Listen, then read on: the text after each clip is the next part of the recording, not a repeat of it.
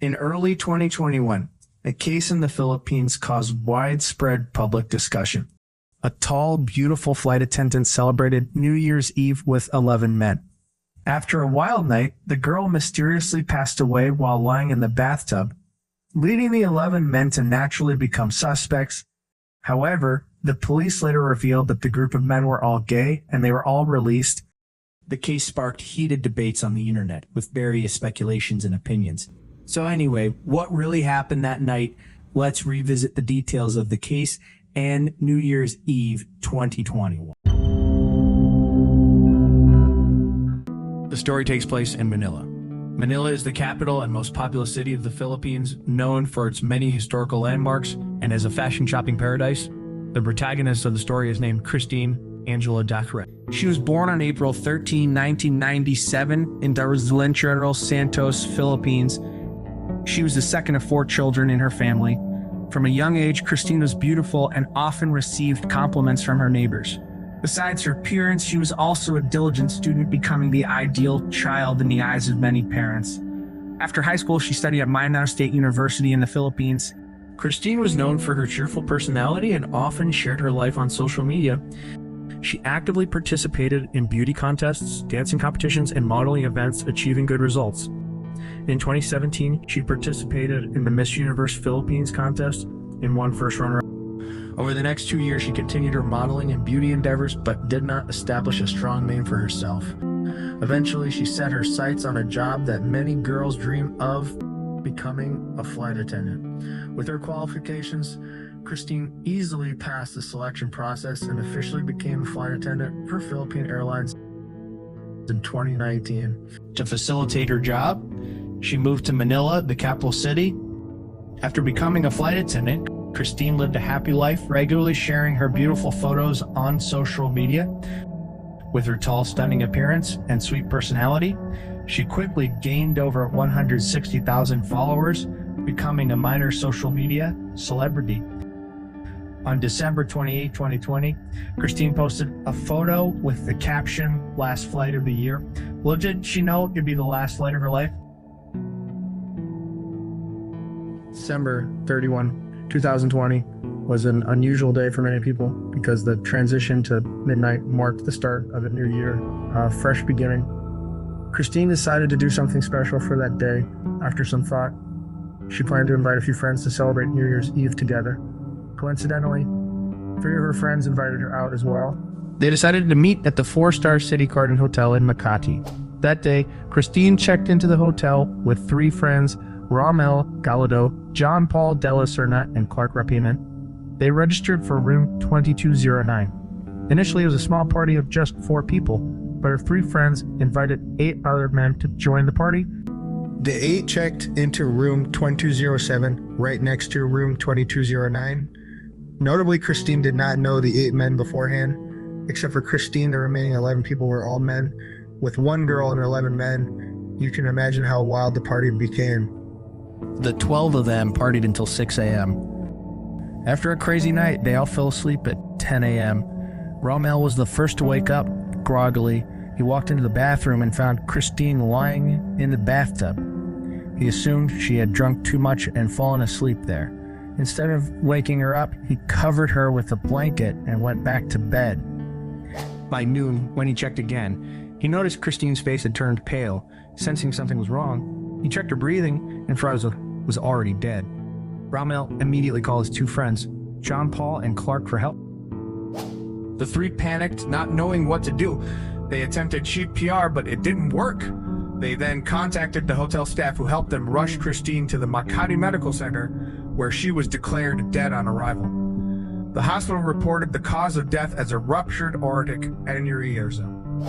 On January 2, 2021, the medical examiner conducted an autopsy confirming the hospital's finding of a ruptured aortic aneurysm. However, the autopsy also revealed bruises and scars on Christine's right arm, right thigh, knee, and ankle, along with scratches on her inner thigh. More concerning were the scratches and tears found in her genital area. These findings indicated that Christine might have been physically assaulted before her death, which could have led to the rupture.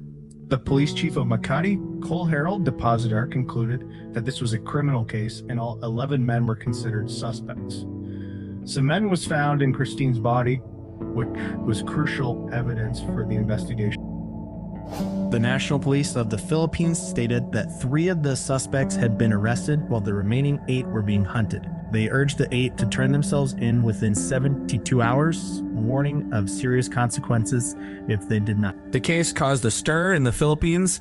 A flight attendant and 11 men had a wild New Year's Eve, and by the end, the flight attendant was dead. The public was divided. Some condemned the 11 men and called for justice, while others blamed Christine, accusing her of reckless behavior. Based on the initial police statements, the case seemed simple. The 11 men were suspects, and it was just a matter of time before they were arrested and interrogated. But then the case took an unexpected turn. The 3 men who were arrested insisted they were innocent. They claimed that they were all very close to Christine and would never harm her. In fact, they revealed that they were all gay, and Christine knew this, which is why she felt comfortable partying with them. They admitted to drinking heavily that night, but insisted that nothing beyond drinking happened. They also disclosed that the 8 men they invited were also gay. None of them were interested in women, let alone assaulting Christine. The news that the suspects were gay quickly spread across the internet, with many people supporting their claim. Friends and family of the 11 men started speaking out, questioning the competence of the police and suggesting that the case had been misjudged. The police themselves were puzzled. Why were there so many gay men involved in the case? Could it have been misinterpreted? Upon reviewing the investigation, there were indeed inconsistencies.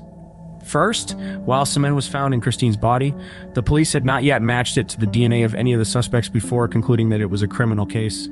Second, while the autopsy revealed injuries, the cause of those injuries was not clear.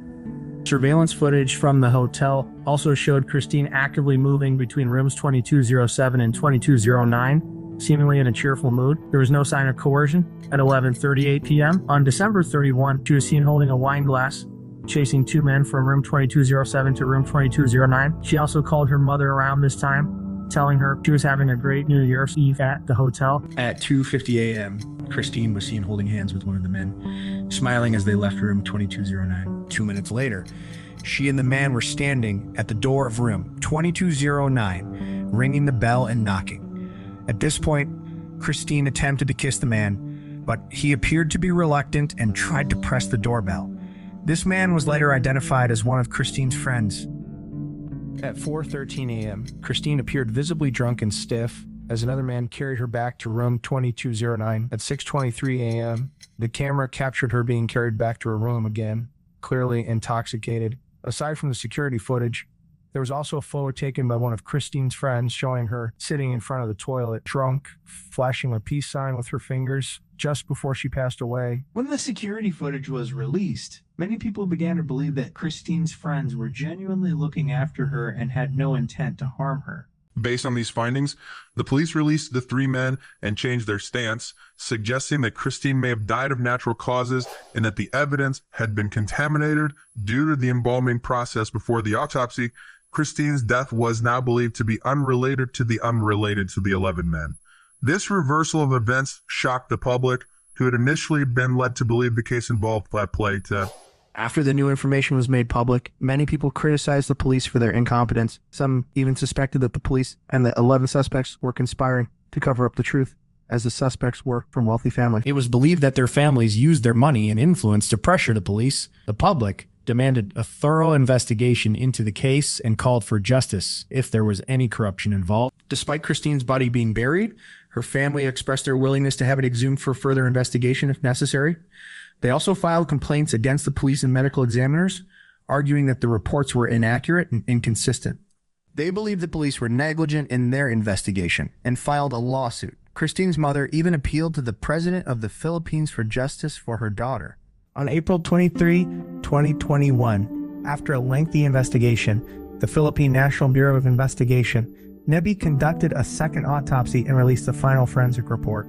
The report stated that Christine's heart weighed 500 grams compared to the normal 300 grams for an average person. Signs of internal bleeding were also found in her kidneys, and the cause of death was confirmed to be a ruptured bladder anaphorasm aneurysm. The possibility of foul play was ruled out. It was suggested that Christine's excessive alcohol consumption and heightened excitement may have caused her blood pressure to spike, leading to the aneurysm. A small amount of white powder found in the hotel room was tested and determined to be harmless, not illegal drug. The test conducted on the 11 men also showed no signs of illegal substances. Christine was found to have only traces of medication used to treat high blood pressure in her system. The police were unable to explain how the bruises on Christine's body occurred. However, her friends suggested that they may have accidentally bumped into each other while intoxicated. Additionally, during the process of taking Christine to the hospital, the hotel provided a wheelchair since she could not stand, which could have caused the scratches. On April 23, 2021, the police released a 19-page report stating that there was insufficient evidence to prove that the case was a homicide. Christine's friends had performed CPR and sought help from the hotel staff immediately after finding her, and they had no motive to commit a crime. The police officially dropped all charges against the 11 men due to a lack of evidence, and the case was closed. Although the case was officially closed, public opinion did not rest. Christine's family continued to accuse the 11 men of wrongdoing and lying. 5 of the 11 men filed defamation lawsuits against Christine's family for false accusations and slander. On February 7, 2022, more than a year after Christine's death, the police dismissed all allegations related to her case, indirectly announcing that the investigation was over and advising people to stop wasting time and resources. The reason the case took such an unexpected turn was because of the initial negligence of Cohill Depositor, who had prematurely declared that it was a murder case without conducting a full investigation. His hasty conclusion that the 11 men were guilty was clearly irresponsible. Additionally, the autopsy report by forensic examiner Dr. Michael Sarmiento lacked sufficient detail and accuracy. As a result, both individuals were dismissed from their positions. The incident also took place during the pandemic when hotel policy allowed only 2 guests per room. However, the City Garden Hotel allowed the group to hold their party, leading to the hotel being fined and temporarily shut down for 6 months, with a penalty of 10,000 pesos, about $200 down. Interestingly, when reading Real 8 articles, I noticed that most people criticize Christine for her lifestyle, suggesting that while she may have liked to party, it wasn't a crime that warranted her death. This case serves as a reminder for everyone to be cautious, but it doesn't justify blaming the victim or suggesting that those who don't value their lives deserve to die. What do you think? In any case, let's keep our minds at peace so that good things will come to us. Today's video ends here. See you in the next one. Goodbye.